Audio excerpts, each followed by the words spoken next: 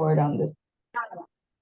Okay, so everyone, thank you for joining us for our writer salon. Just a reminder, next Sunday is the last writing salon workshop for the summer. We are on hiatus for August. Go do you, have fun, journal, do whatever you want to do, go on vacation, but we're not hosting a writing workshop. We will be back the first week of September. Okay. And of course, if you subscribe, I will be sending you notifications of when we are back.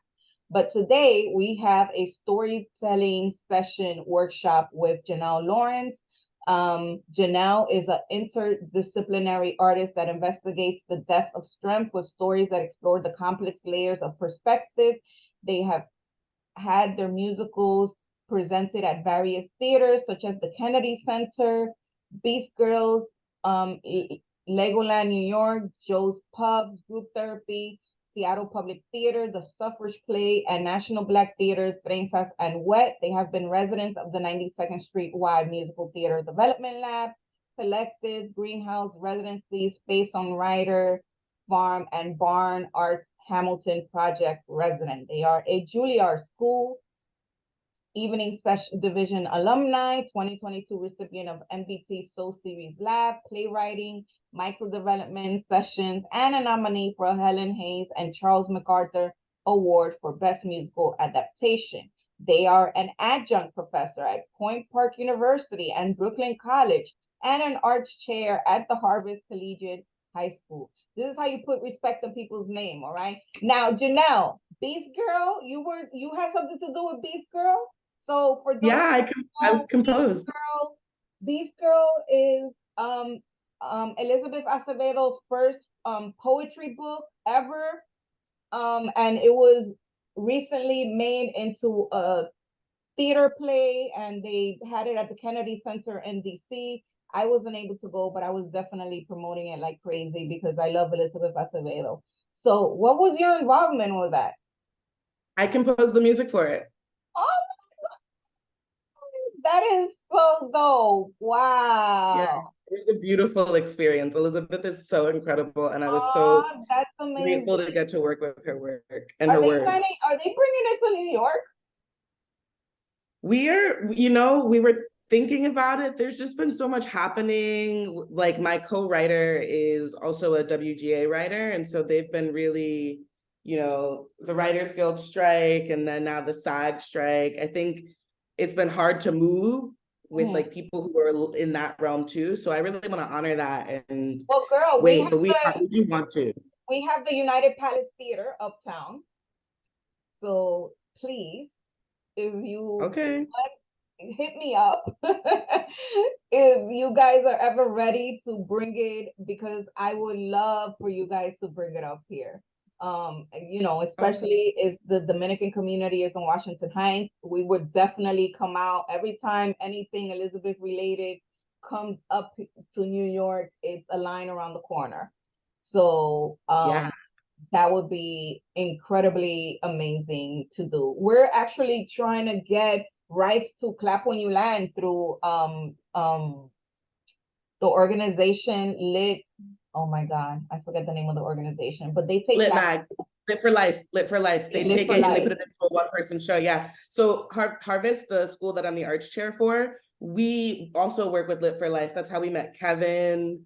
We do something with them every year, and this year we're doing a residency with them. So they're also going to teach like 4 workshops for my students. Oh, I love that organization and the work that they've been doing. I love it. So I'm sorry, I just had to fangirl once I read your bio, and so Beast Girl. But anyway, participants of today's writing workshop, this is Janelle, even though she and I were having this conversation in front of you. She's incredible, amazing. This is the second writing workshop that Janelle hosts. The first one that she hosted, people loved it and wanted her to come back, and she has now come back to share more of her expertise when it comes to storytelling. So feel free to take it away and let me know when you want to move to the next slide. Okay, beautiful. Yeah, let's go to the next slide. So I gathered this as a message to a storyteller. Does somebody else want to read it out loud the first time?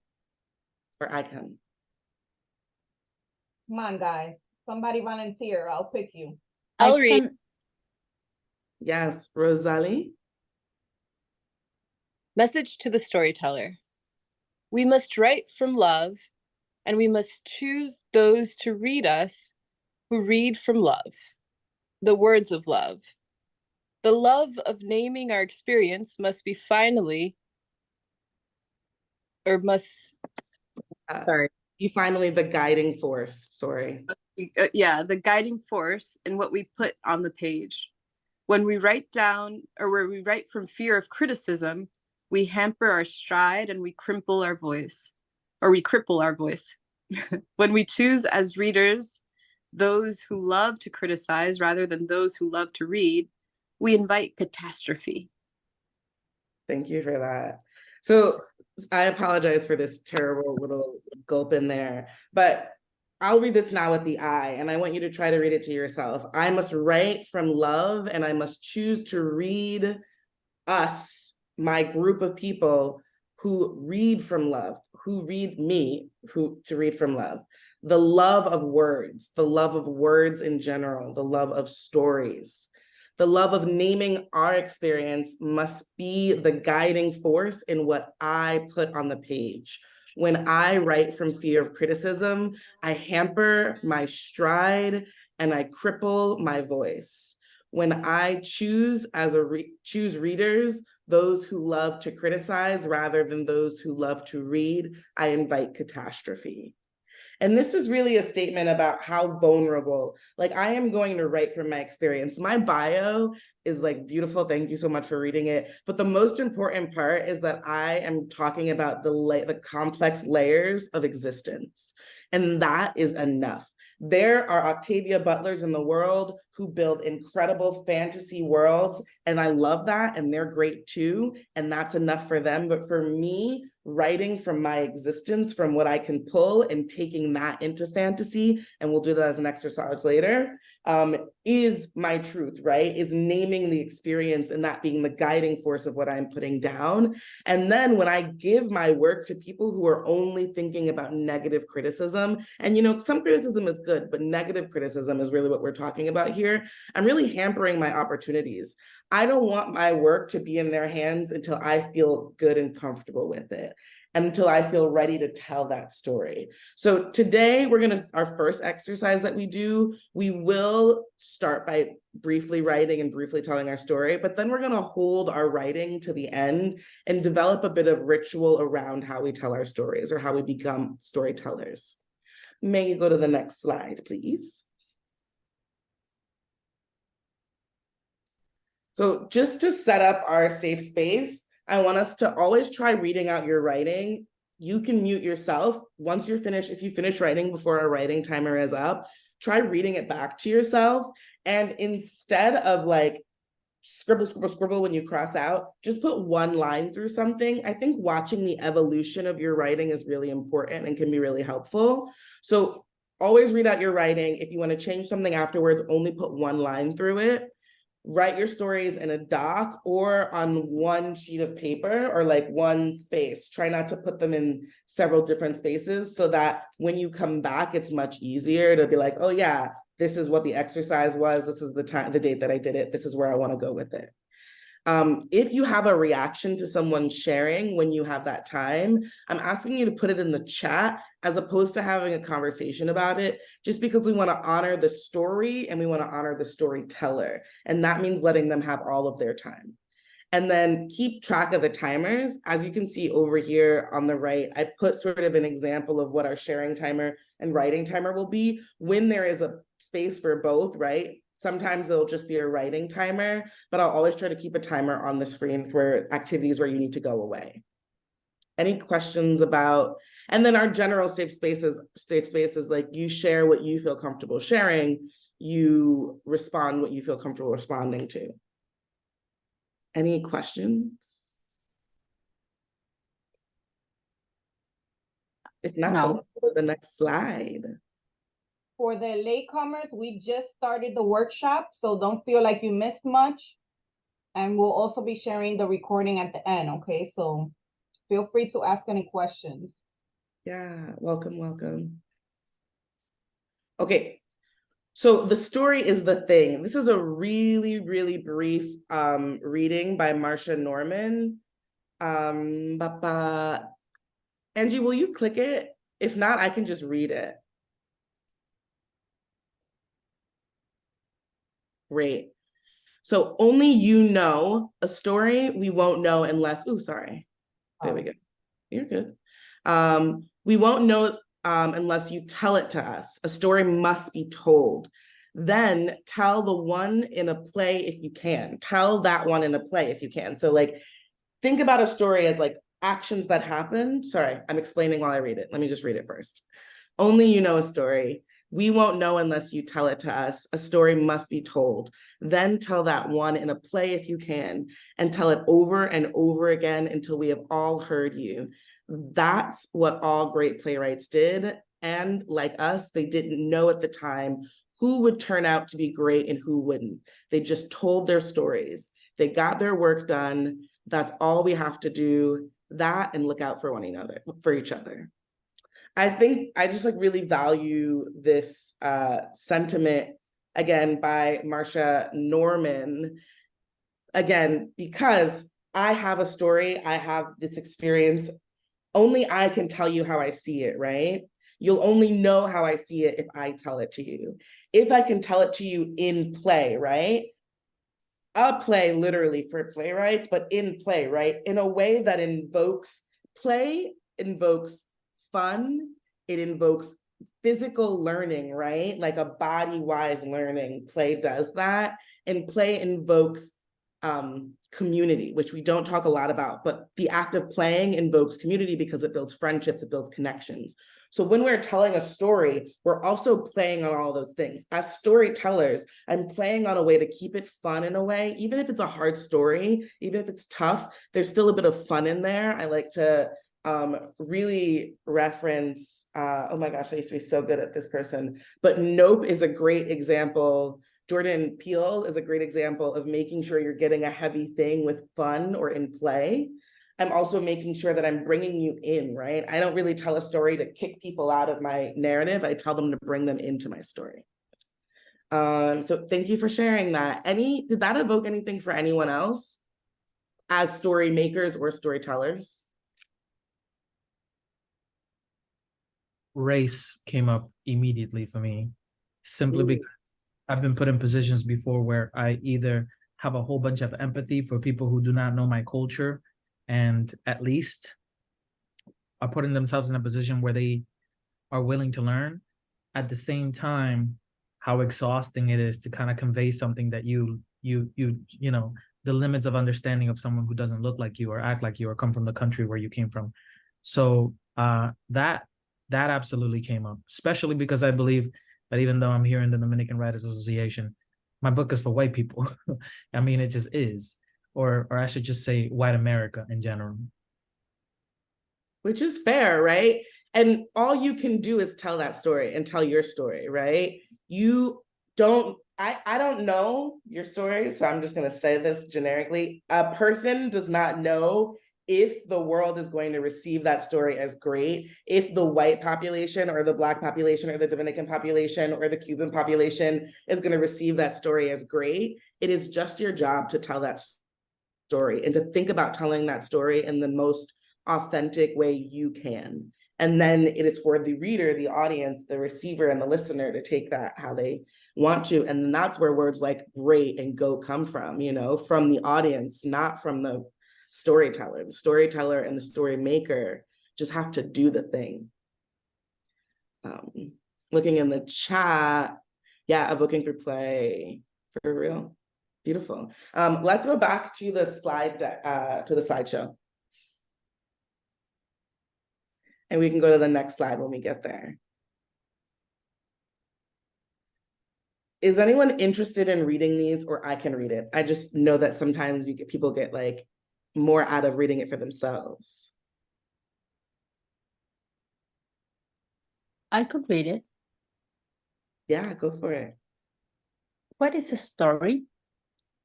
Stories humanize characters. They give people ways to relate to each other. A peek view into someone, something. Thoughtfully crafted and communicated with an audience, listener in mind, can be a comprehensive, healing, and useful way to validate experience that we tend to reject, relating personal stories to folk tales. Sometimes personal story that steers us as listeners is drawn from the teller's own life, but also involves the teller's recounting of a favorite folk tale, fairy tale, myth, legend, historical incident, or other established story. Thank you so much for that. So often when telling a personal story, we feel sometimes like we're just gossiping with our friends or our family members or filling someone in on what happened since we last saw them. But we're pulling our techniques from folk tales, from fairy tales, from myths, from legends, from historical content. We pull how we tell a story from these ways. So it gives us this opportunity to feel a little safer when we're telling a personal story.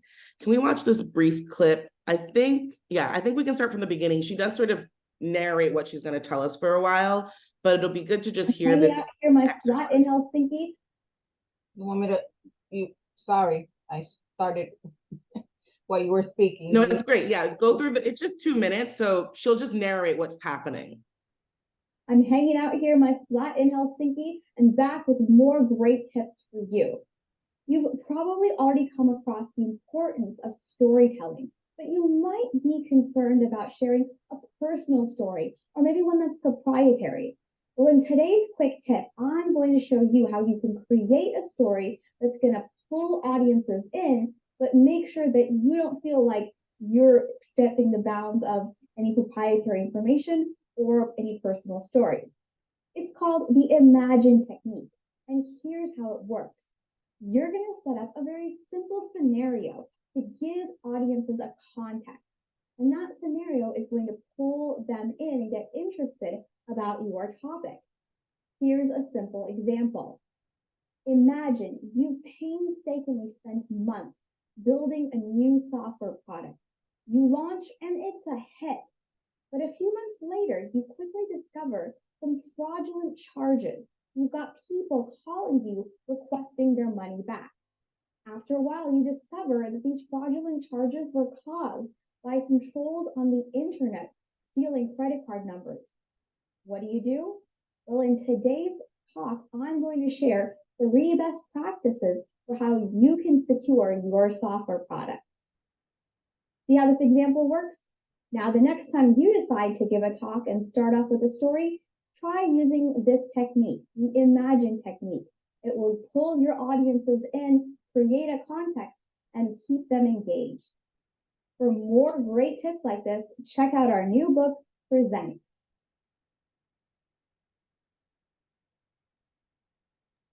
Beautiful. Okay. So essentially this Imagine technique is what I'm calling the folktale setup, right? So the thought of I'm giving you a situation, I'm placing you in a place, and then I'm telling you context around it, and then I'm giving you the message at the end is the setup of the Imagine technique as well. Oops, sorry, Rosalie, just do the first one that I sent you, not the second one. Can we go to the next slide, please? So in the chat right now, I'm just sending you a specific one, but it does sort of give you a loose sense. It should say, this is the time now. You're going to you're going to take 5, actually, I think it's 6 minutes, 6 minutes to write a story with a beginning, middle, and end. Does not need to be super complicated. Some of you are getting a story already, so you can feel free to use that story and then plug in some parts to it. The thought, though, is that you don't want to give away what it is. So for example, say I had the story of Hercules. I wanted to tell a story with a beginning, middle, and end that sort of gave you the vibe of Hercules without actually telling you it's Hercules, a story. So we don't want to give it away yet, and we want to make it ours. So we want to put it sort of like a time where I faced a challenge where it felt like it was life or death, and it could be the world or not the world under it, right? The quote unquote hero's journey, which I would love for us to watch after we finish writing these. Well, not the hero's journey, but we're going to listen to Joseph Campbell, who is the originator of the hero's journey narrative, after we finish this writing exercise. In this exercise, just try to like answer the questions. What happens? How did it happen? Why did it happen? And what did they or we learn from it, right? And again, we don't want to say in the beginning, happened. How did that happen? We want to just give these answers without repeating the question. So it's not like you're being interviewed where you need to say, oh, what happened was, and how that happened was. You don't want to do that. Instead, you just want to give the information. Questions. I'm still working on sending people some, so don't worry if you haven't gotten it yet. Oh yeah, beautiful. I can totally do that.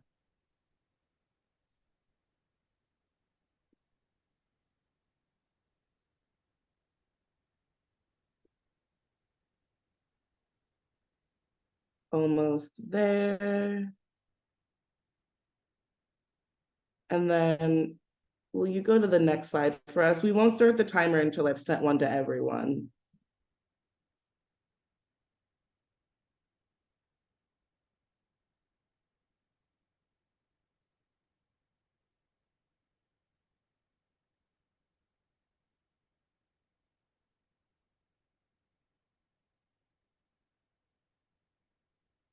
Moving down the line. Angie, would you like one too?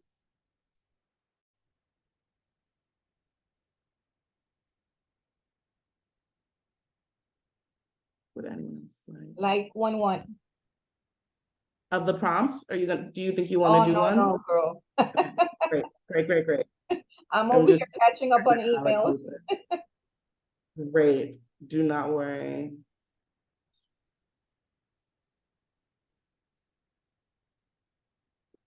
Okay, everyone should have one now. So we're gonna set the timer for 6 minutes. I sent you a personal story. You'll have 6 minutes to write that story, not tell it yet. You'll have 4 minutes. Sorry, I should have cleaned these up. 4 minutes to tell that story later. The listener's job will be to summarize that story in 2 sentences and then try to guess that type of story. The teller's job is to not give away the type of story and to tell a story with a beginning, middle, and end. There does not need to be conflict, though some of the stories that you were sent have them as a base. Make sure you take turns. When you're the listener, it may be really helpful for you to guess just guess the answers directly, as opposed to doing the 2-story summary. It may be helpful to say, okay, what happened was, when did it happen? How it happened, why it happened, what did I learned, right?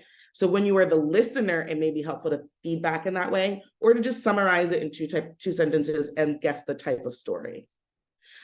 During this 6 minute of your writing time, I'm going to put you in a breakout room, and then that breakout room will be open for 8 minutes, and I'll let you know when the 4 minutes has happened. So I'm going to put you with the listener during that time. Questions?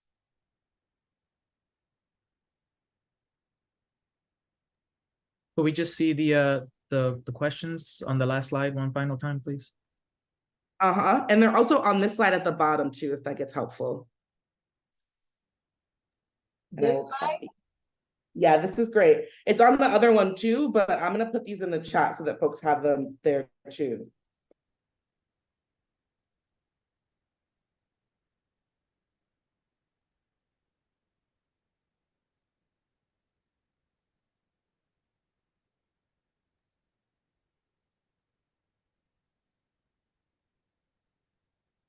All right, beautiful.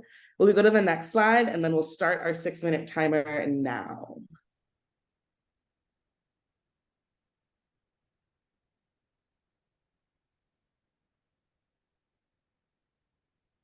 Ooh, Angie, will you click the 6 minute timer on the screen for us? Thank you.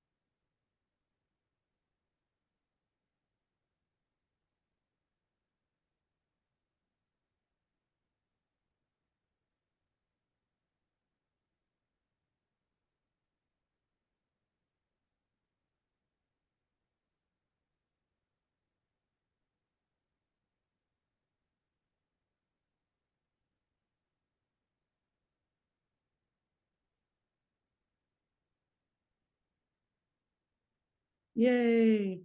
Welcome. Right now, we are doing a writing exercise where we tell a story to a partner. Let me see if I can I'm going to give you a prompt and I'm going to put you in a room. And it's totally okay if you don't finish until other people are going.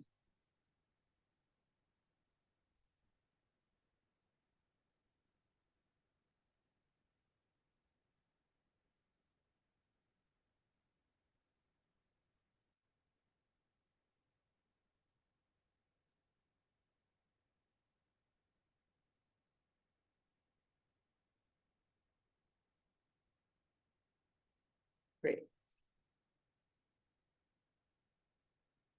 And folks, at the end of the 6-minute timer, our writing timer, I will open the breakout rooms and you will each have 4 minutes to share your stories and get a response. So in that 4-minute time, you need to share your story and get your listener's response, if that is clear.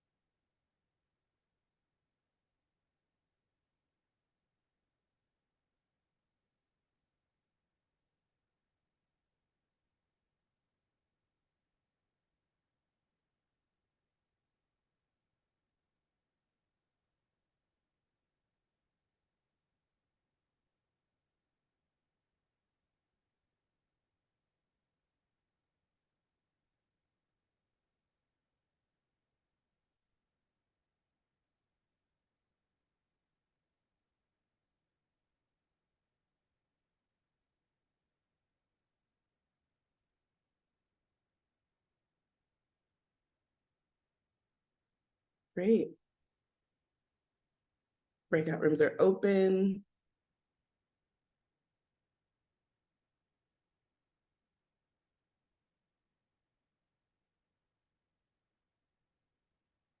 Starting my 4-minute timer. I think we had some last minute people join, so I don't know if Oh, great. Jennifer and Soraya, welcome. Thank you. It's Soraya. My Wi-Fi was kind of going. It's pronounced Soraya, but my Wi-Fi was kind of going in and out, so I had to like leave and come back. I'm sorry. It's okay. Soraya, do you know the exercise that we just did? Did you have time to do it?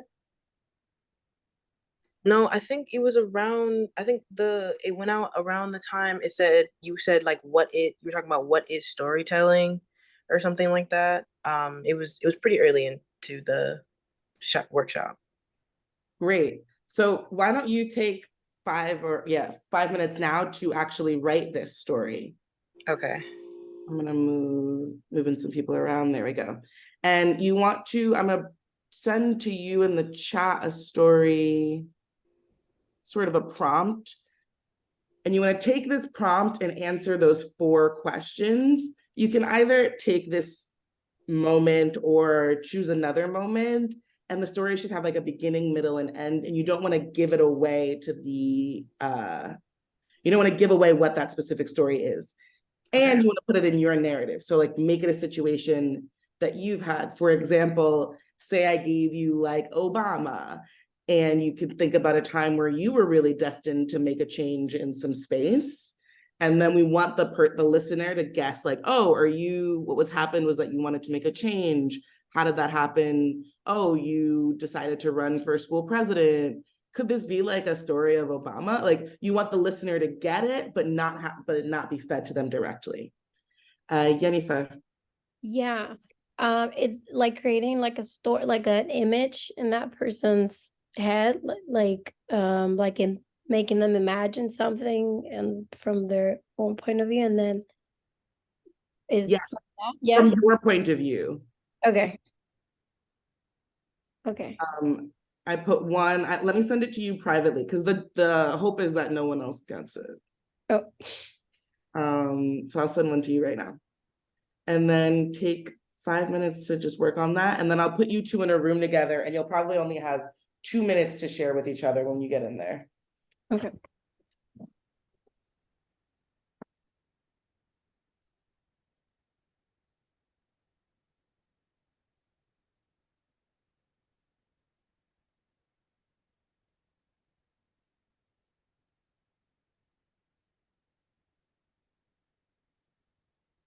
Or you know what, I can actually leave you in the main room. When you get a chance, just stay in the main room, don't leave, so that you two can work in here. It'll give you more time.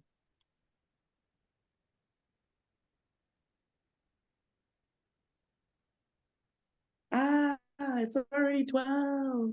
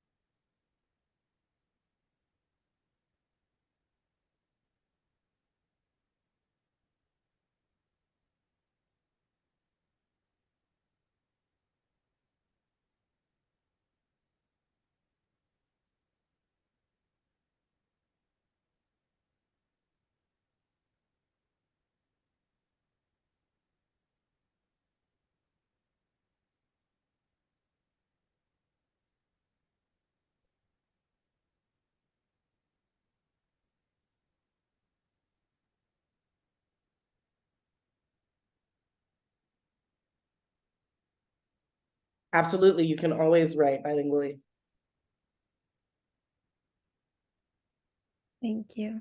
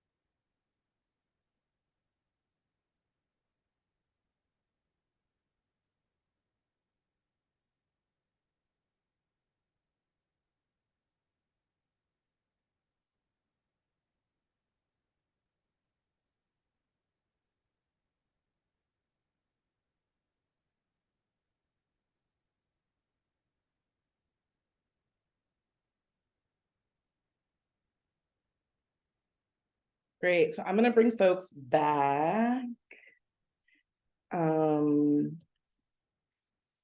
For some time constraints, I just made some adjustments. Janelle, you could take as much time as you need, okay? Beautiful, thank you. I do wanna, and I guess, yeah, okay, great. Will you refresh that one? I think I made some things that'll make it work better now. Refresh this and let's see, yeah, and then we can go 2 slides ahead.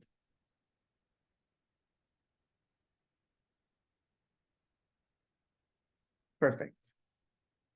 Okay, folks are making their way back, I hope. And the folks who just joined, I also wanted to say that try to keep all of these exercises that we're gonna do on one doc or one, book or set of pages that are gonna stay together, because we're gonna try to do a share out at the end.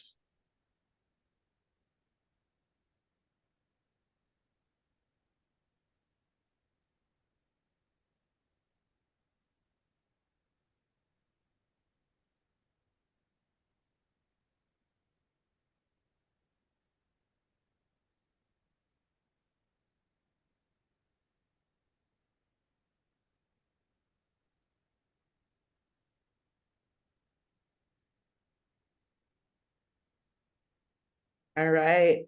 Can I just get like a quick chat response of like, how did that feel for you as storytellers, story creators, and listeners? And if you have 3 different opinions, you can type them in the chat. If you are feeling moved, you can come on and say it, come off mute and say it.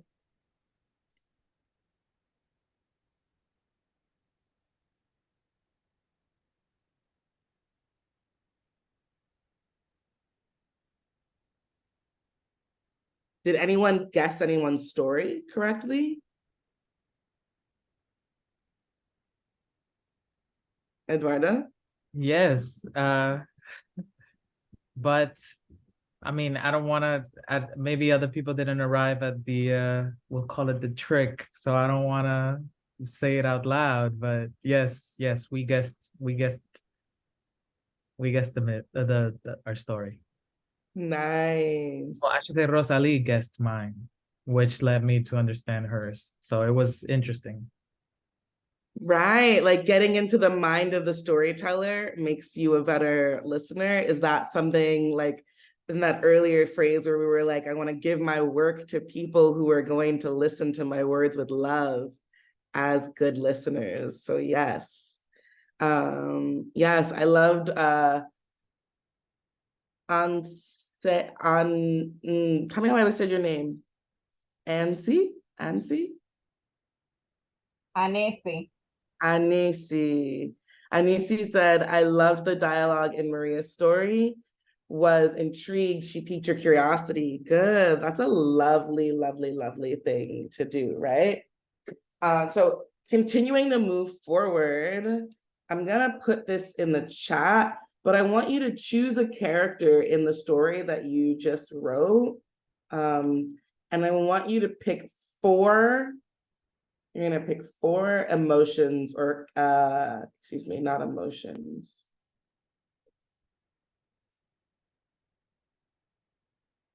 Trying to grab the link.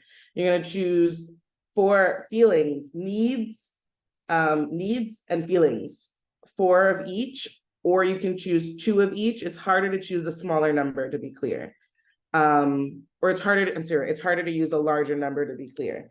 So you can choose 4 of each or 2 of each from this feeling language chart and write them down.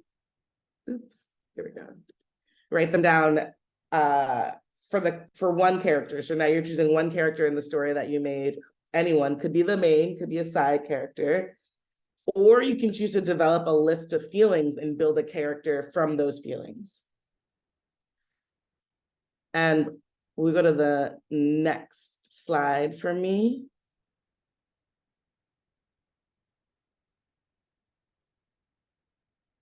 Great. I'm going to give us oh wait, I refreshed it, right? It's 15, beautiful. We're gonna have 15 minutes to take in this character and get to as many of these steps as you can, keeping those 4 both needs and wants in mind. Your step 1 is just focusing on that character, write a portrait, so like what they look like or what you love physically about this character, like 15 lines.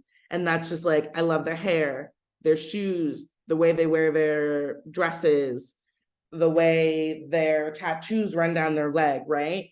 15 lines, no more, as many as you can. After that, read that, imagine reading that portrait to that person and let the parts of their body speak to you. So how do you think that person then will respond to these things that you wrote about them? And then write that down. Let this be a scene so you can put that in dialogue. And we'll talk a bit about dialogue in a bit. So don't worry if you're like, I don't know how to make dialogue. Just think, if I said to you that I love the way your tattoo ran, I love this character. If I said to this character, I love the way the tattoo runs down your leg, would they say, oh, thank you very much? Or would they say, why are you looking at my leg? Why do you even love it that way, right? So engage and then write down what that dialogue would be like. Try to involve a betrayal. You could feel betrayed or they can feel betrayed. It doesn't matter, but get into that and don't do it immediately. Maybe on like the 3rd or the 6th or the 15th thing is where something is really heavy and hard.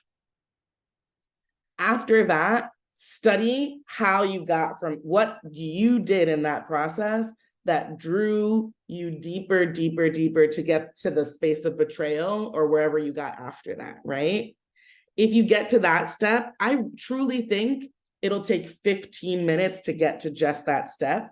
If you get further after that, you want to then write what that character was like the morning before you started reading these lines to them, right? How was their day going before you started telling them what you thought about them physically?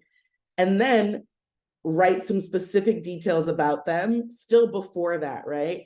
They really love to go get tattoos. That same day, they got a new tattoo on their forearm, and then I only mentioned their tattoo down their leg, right? So these little details build into that little dialogue that you wrote in. And then finally, if you were really interested, you could then write a song after this dialogue that you and the person have.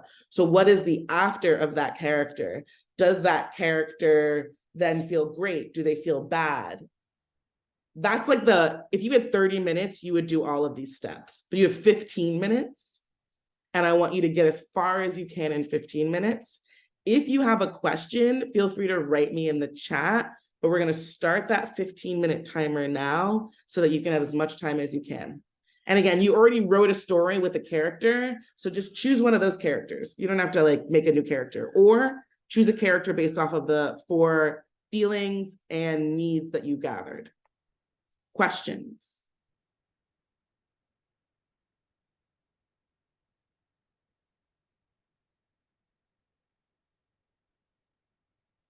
Okay, let's start our timer. 15 minutes. If you can press it on the screen too, that would be great, but I know you're juggling, so no pressure. I'm gonna do it on my phone too. Beautiful, thank you. Thank you, Angie. And I'll kind of give you 5-minute notices, a heads up, because it should take you about 5 minutes to do each step. So right now you're just building a portrait of this person.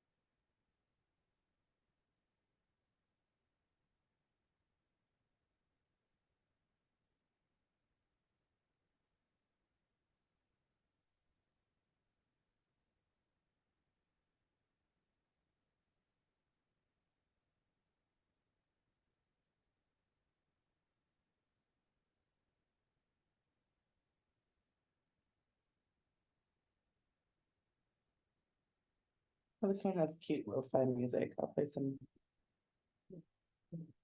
Maybe lo-fi. Let's see.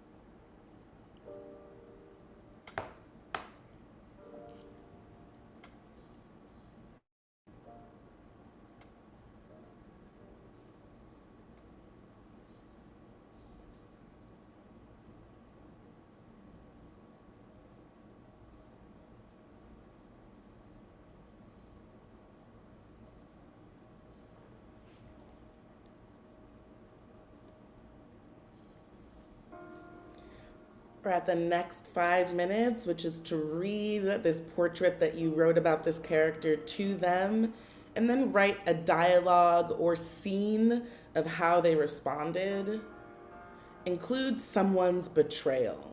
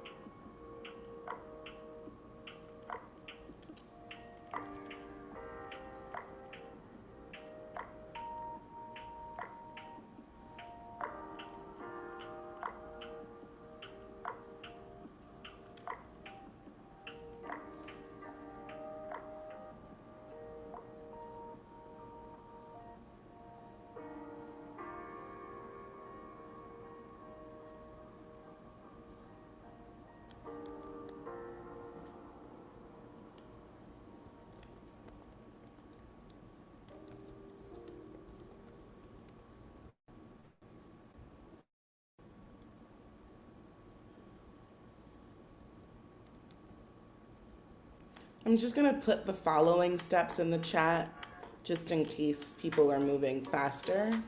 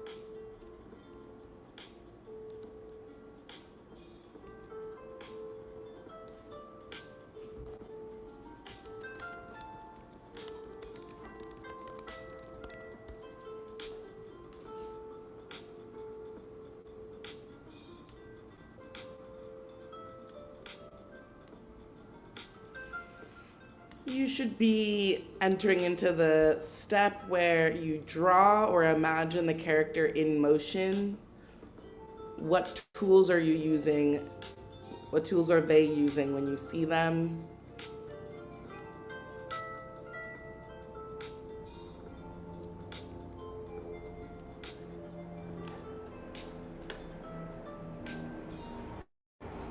If you find yourself getting lost, remember you have your crystal or you have your grounding object to keep you present. And this is our last set of 5 minutes.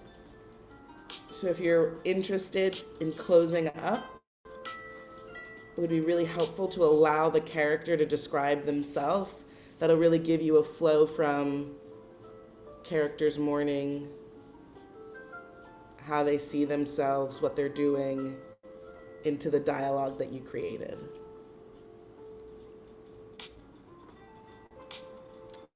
Oh no, I skipped the morning.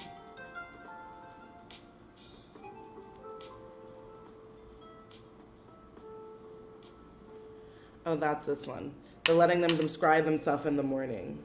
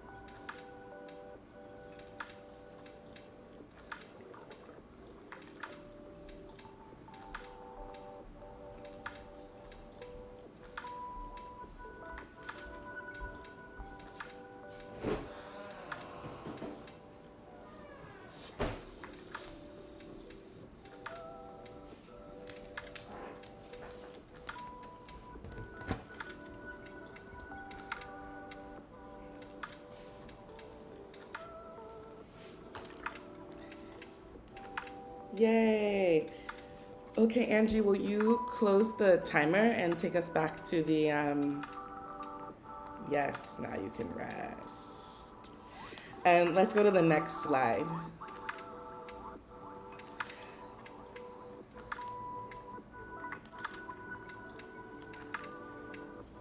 Oh, that's my music. I thought it would end.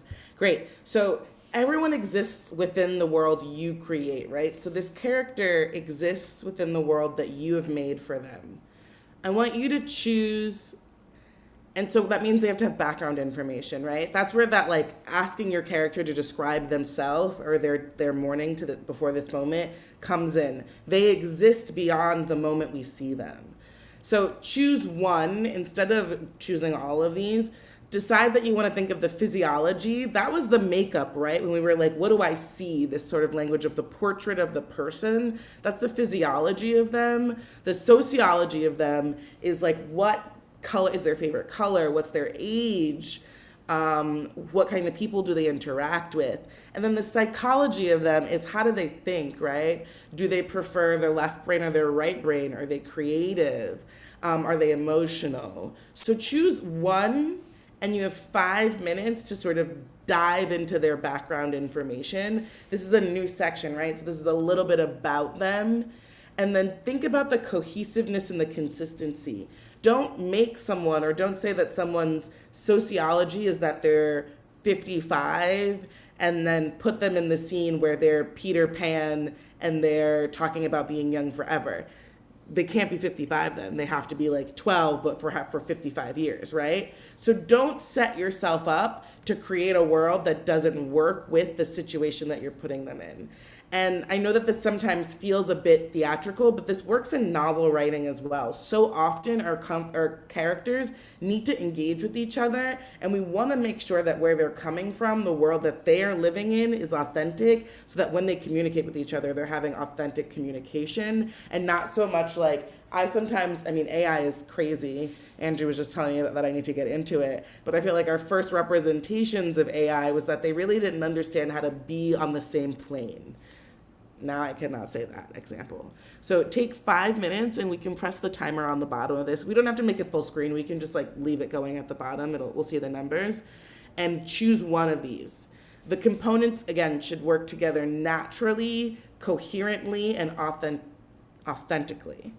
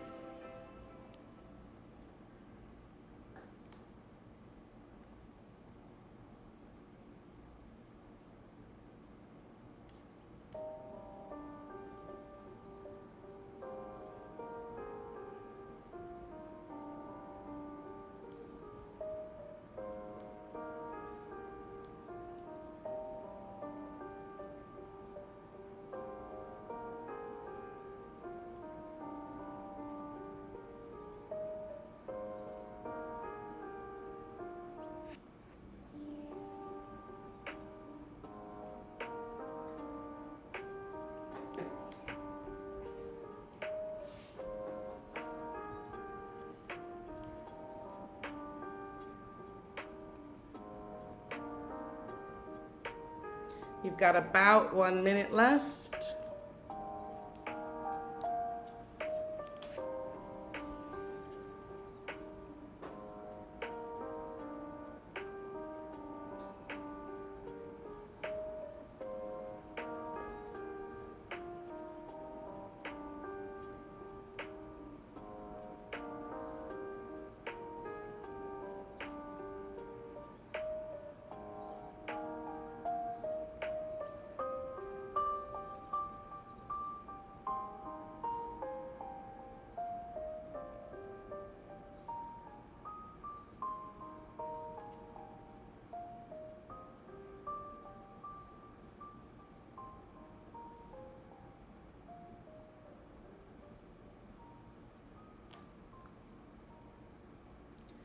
All right. Can we go to the next slide?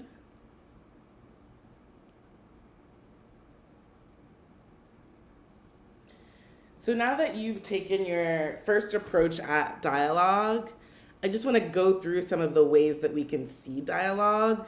There are 4 main ways that we can see conversation in general, right? We could see debate, we could see dialogue, discourse, and diatribe. This is sort of like a fact sheet for yourself, so don't worry about like getting all of this in right now, but I'm just gonna say it. So debate is and will you go to the next slide for me so that we're looking at this little 4-box visual?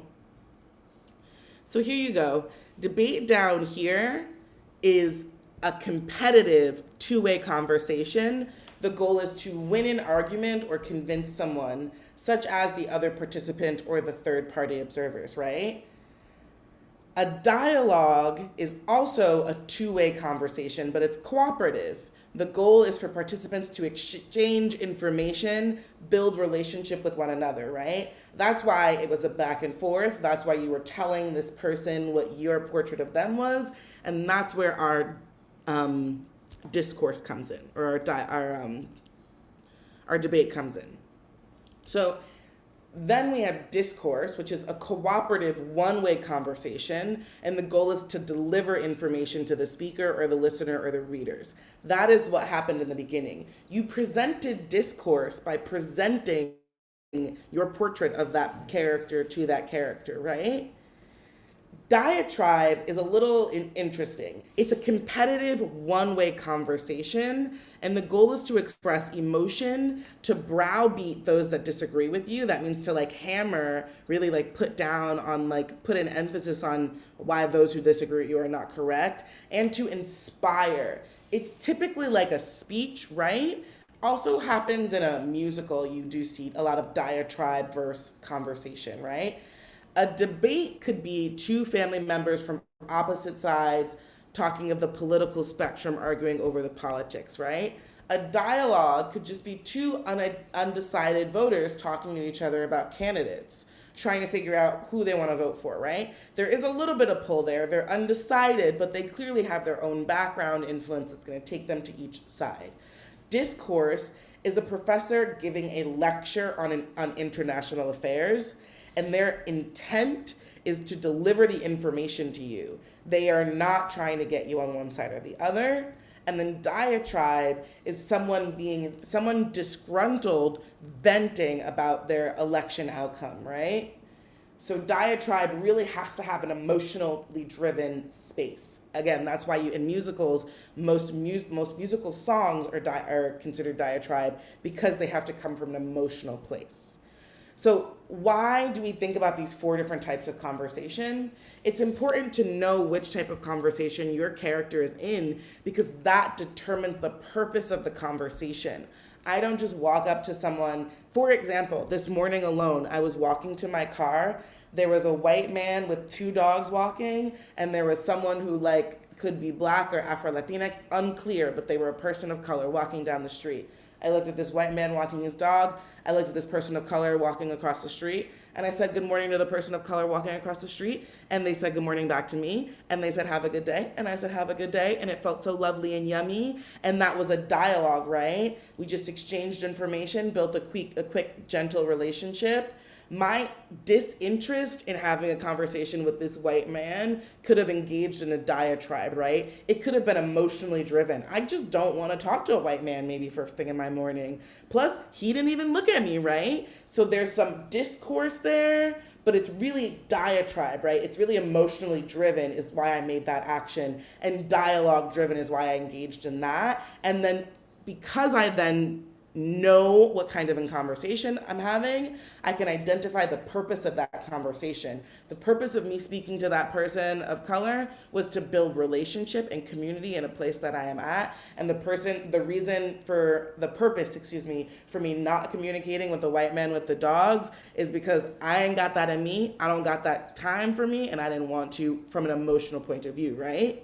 Then, because I know the purpose, I can better speak to the heart of that conversation, which is like probably, hey, I really feel more comfortable with my kin, and I would rather be building and investing in building community with my kin than I would be with this white man and his two dogs, right?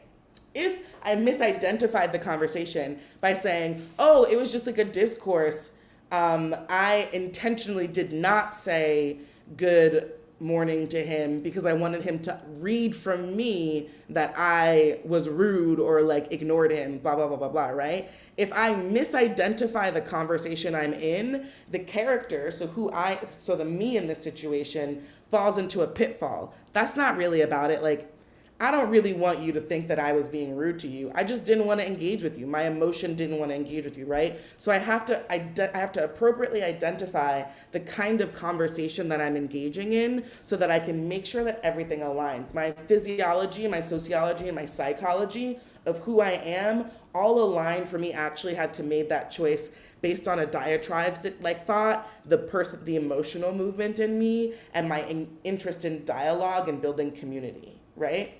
So this little example also lets you know, am I working towards something that's cooperative? Am I looking for something that is just like a one-way situation? Or am I looking for a two-way situation? Can we go to the next slide? So you got 5 minutes to look back at that dialogue that you built with you and that other character and make sure that it starts as one form of dialogue, i.e. like we're having a dialogue, right? And then discourse happens when the person gets disgruntled, when they realize, when that moment of betrayal happens is when the conversation shifts from being a debate to being dialogue, to being a debate, or from being discourse to being diatribe, right? Pick a moment in there, typically probably around where the betrayal happens, for that switch to happen. And you've got 5 minutes to make sure that it's based on those source needs. So those 4 needs and wants, needs and feelings that you gathered, make sure it's rooted in those. And I will set the timer for us. 5 minutes.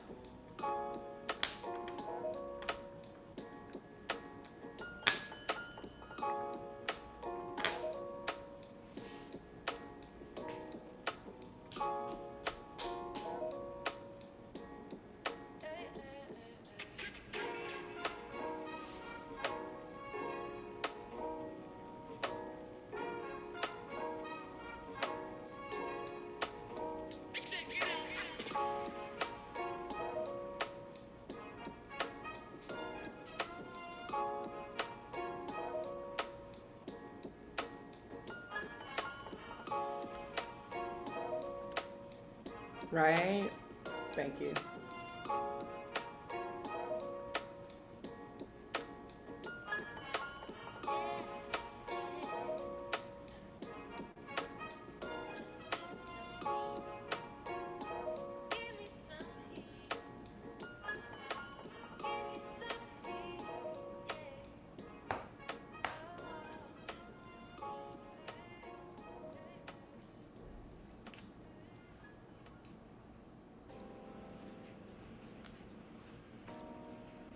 About 2 minutes left for this writing exercise.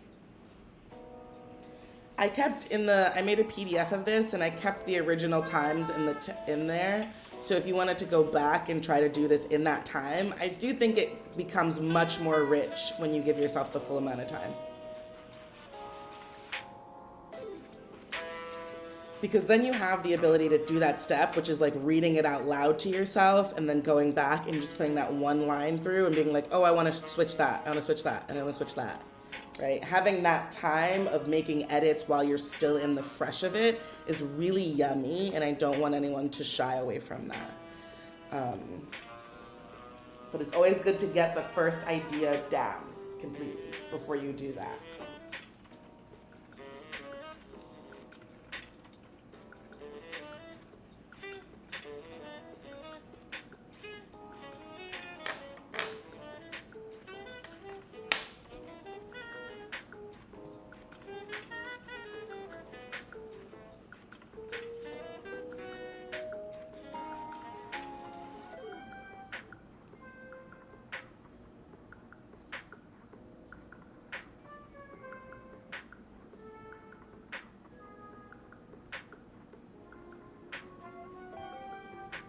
In about 30 more seconds.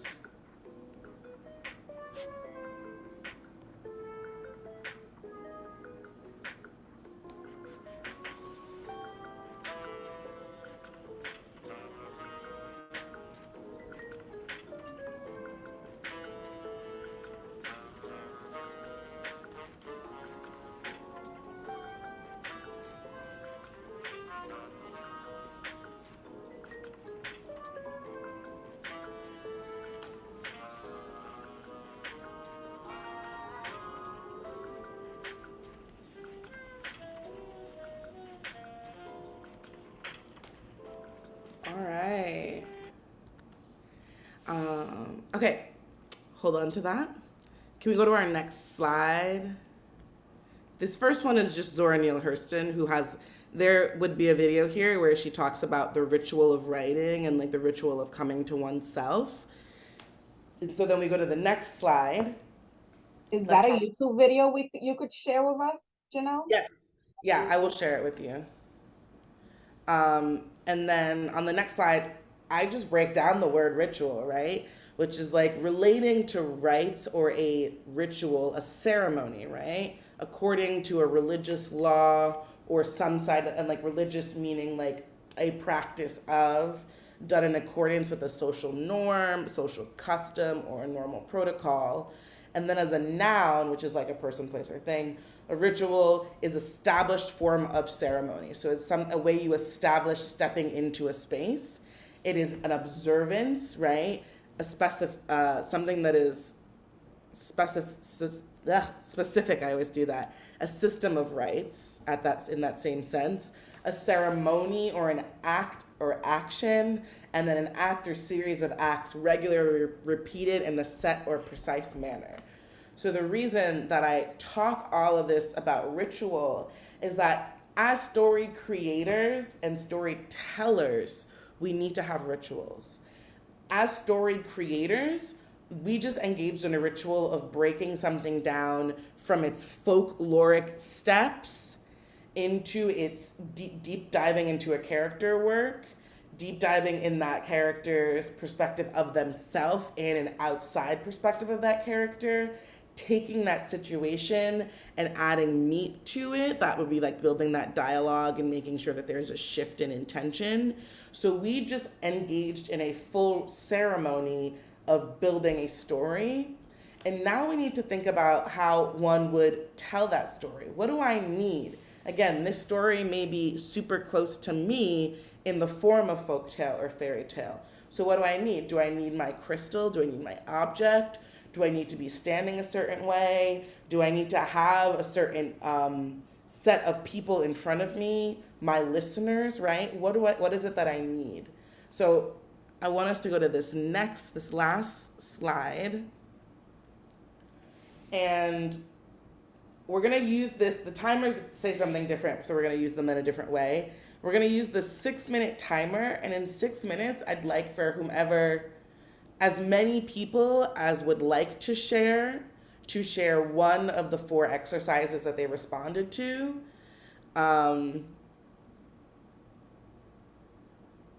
And share how it felt for them. Like, how did it feel to write that? And then how did it feel to share that as a storyteller? And if we could, let's put the 6-minute timer on the screen. And would anyone like to go first in their sharing?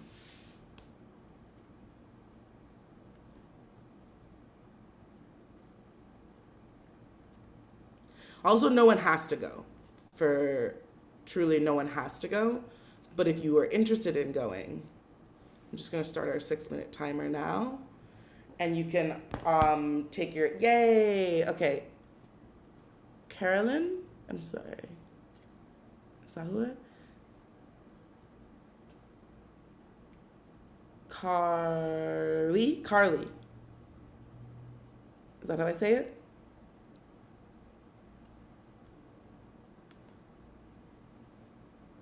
Your hand is raised. Carol, I'm sorry. Thank you for correcting me. Carol, yeah, please share.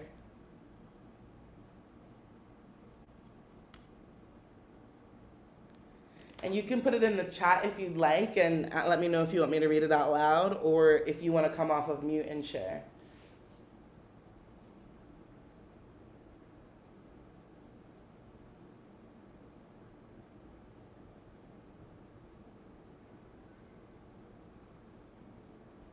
And feel free to share anything. Like if you wrote in a different language, or share whatever you want from the exercises. There is no need for like perfection or judgment in that way. We're just receivers and listeners and people who love words and stories.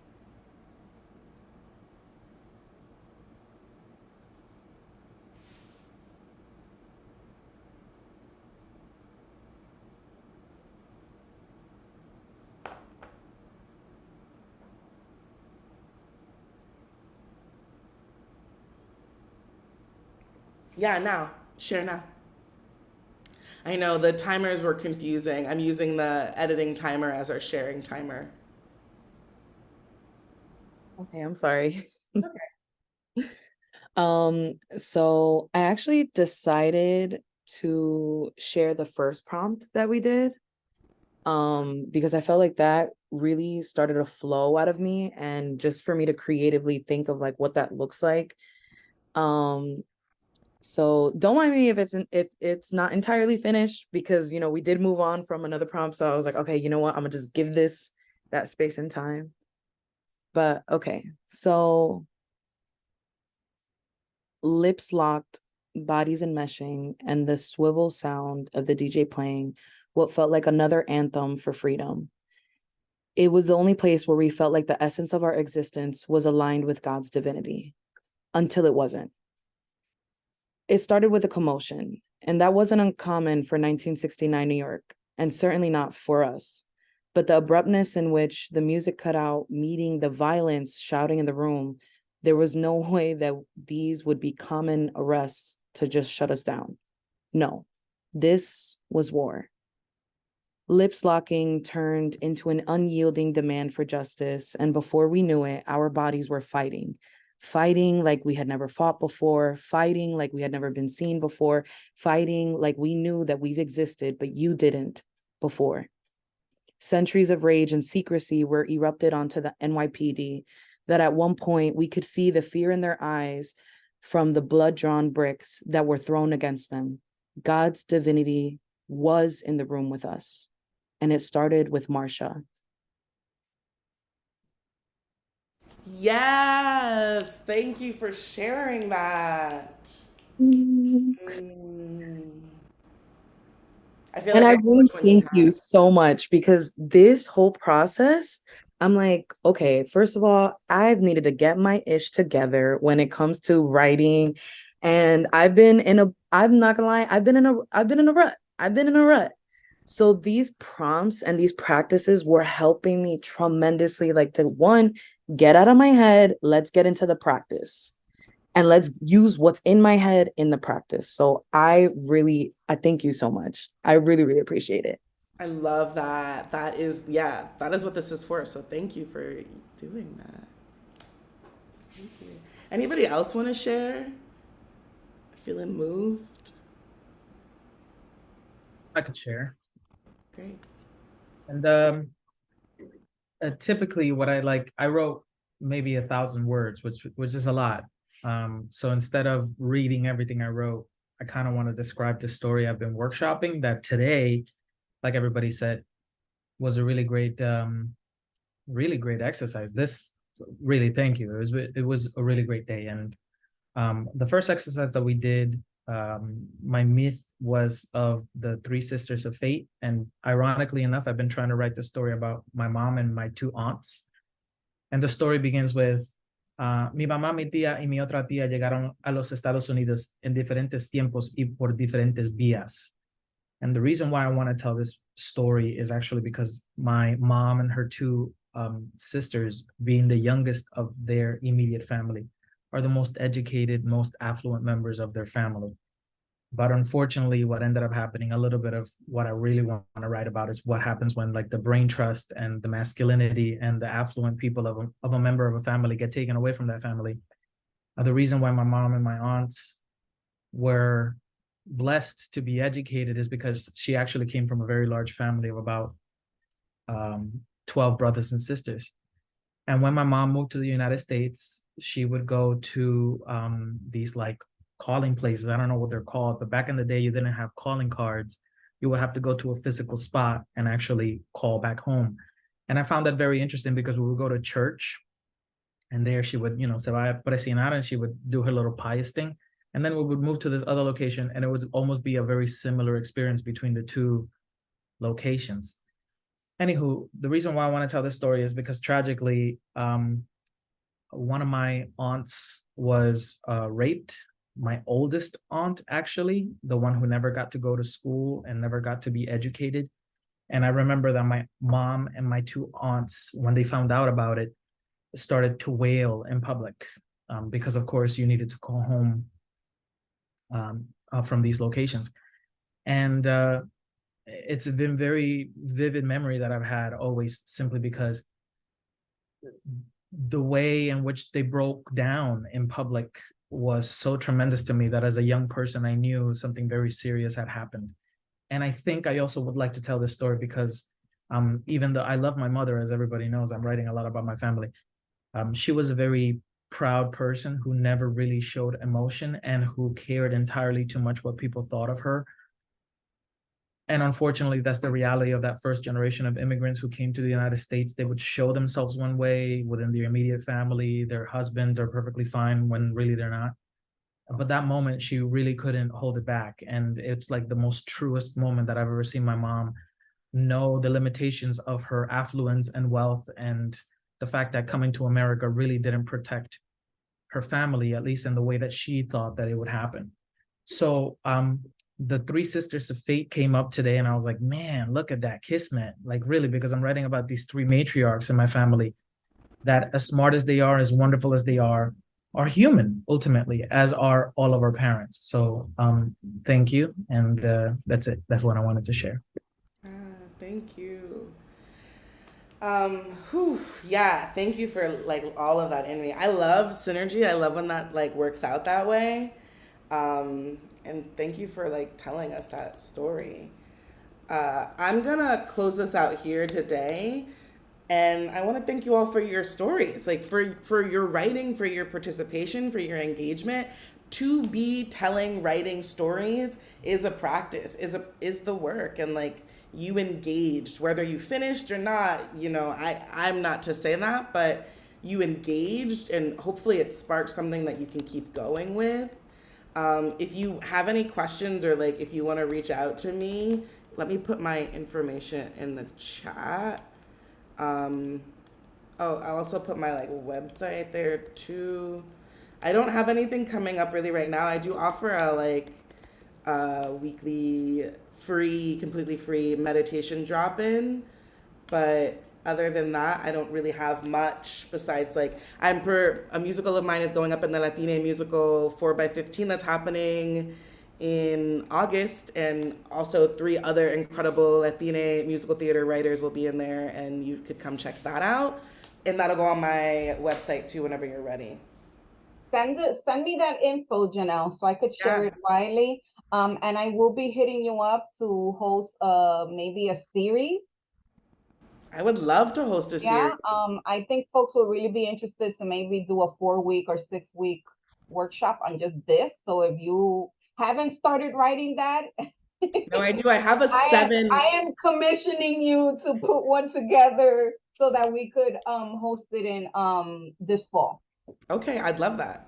Okay. I think your workshops are incredible. So, you know, Thank folks who you. always take it, you know, always come out with a clearer mindset on how to, you know, take over their writing and how to get out of their rut and writer's block and whatnot. So thank you so much for offering this for our writers today.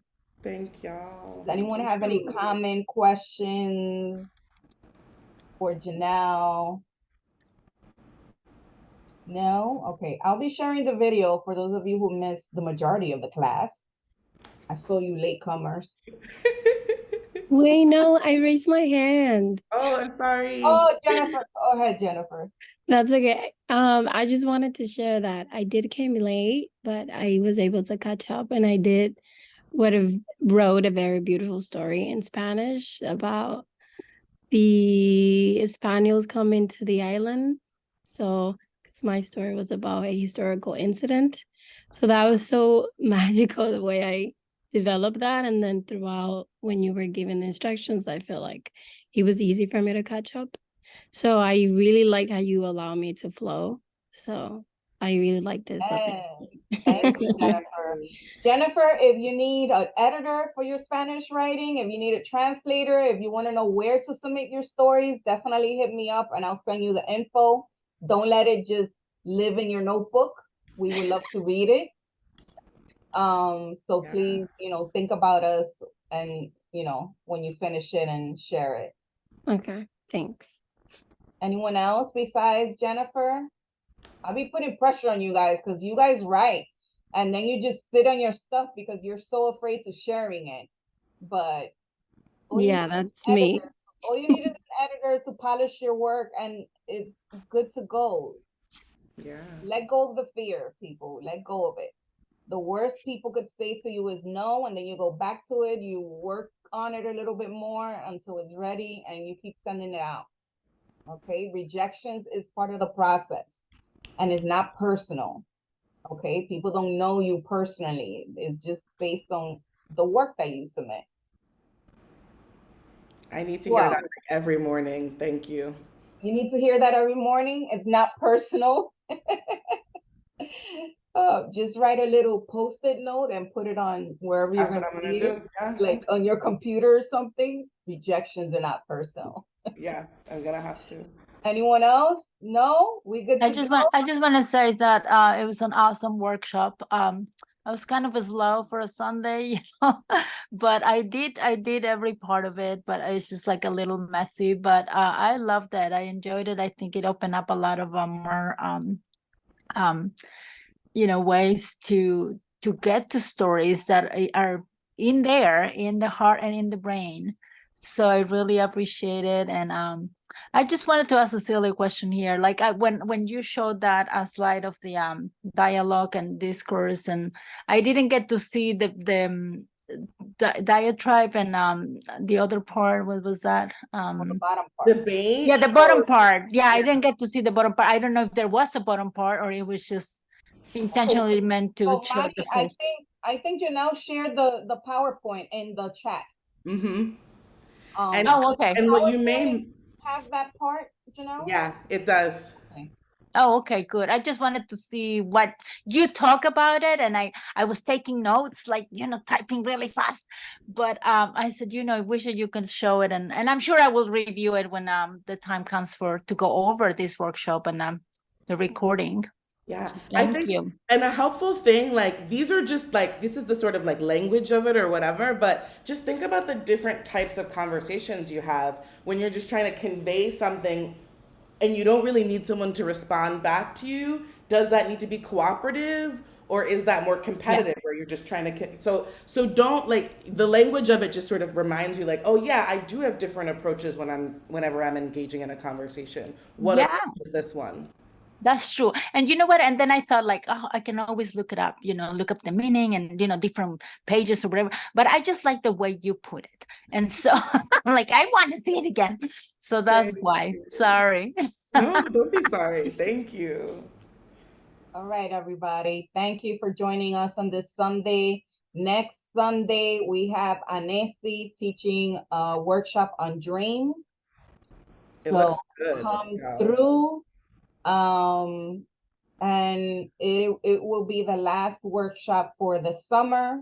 We will be on vacation, not literally. We're just not doing any workshops the month of August because that's when we prepare for the fall programming. So yeah, see you next Sunday, everyone. Enjoy the rest of your day. Yeah, yeah.